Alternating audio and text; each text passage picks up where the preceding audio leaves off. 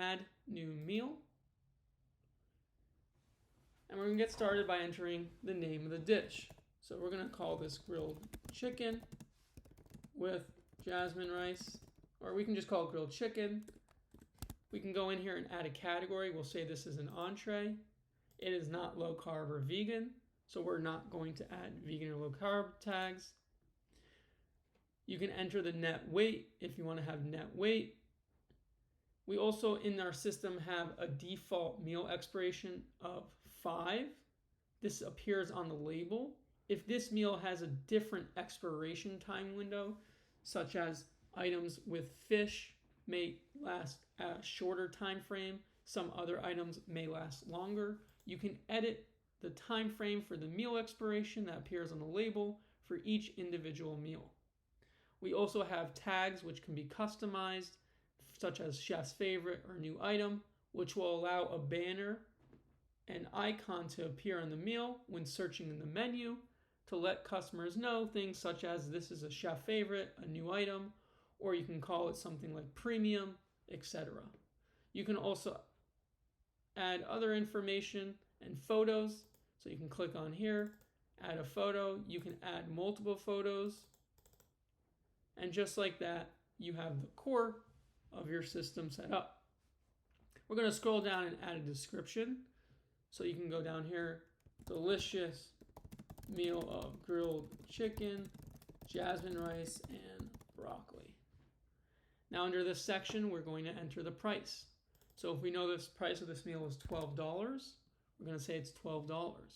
You also have the ability to have a surcharge. So if you're using the ordering systems, meal pack or subscriptions, and if someone were to choose this meal, it is a premium meal, they're going to be charged an additional $2, for example. You can add that surcharge here. And what that will do is charge the customer an additional $2 if they were to select this meal as part of their subscription or meal pack. Additionally, if you want to have a coupon look to this recipe, you can go here and say the retail price is $15, but it's on sale for $12. If you offer multiple portions and you want this meal recipe to have a larger portion size, you can activate the portion and then calculate the upgrade price of that meal. So if your large is $15 and your small is $12, the upgrade price will be $3. Finally, you can enter the heating instructions. That's going to appear on the label. For example, microwave 1 to 2 minutes.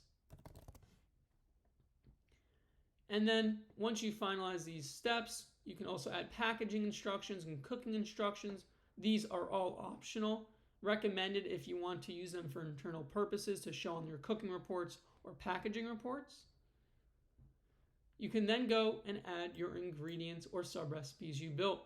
We recommend utilizing sub-recipes as much as possible to make your system more efficient and more scalable. However, if you want to build out ingredient recipes directly, you can do so by just searching for the ingredients you need. In this case, we're going to use sub-recipes, so we're going to click on the sub-recipe section here to make the search a lot more condensed, and we're going to add the 2 items we've created. So we're going to say for grilled chicken, a small portion is 4 ounces and a large portion is 6 ounces, and we don't offer extra large, so we're going to ignore that section. For jasmine rice, we're going to say a small portion is 1 cup and a large portion is 1.5 cups. Again, since we don't use extra large or the catering in this circumstance, we can ignore these elements. Once you've completed this step, we can hit save.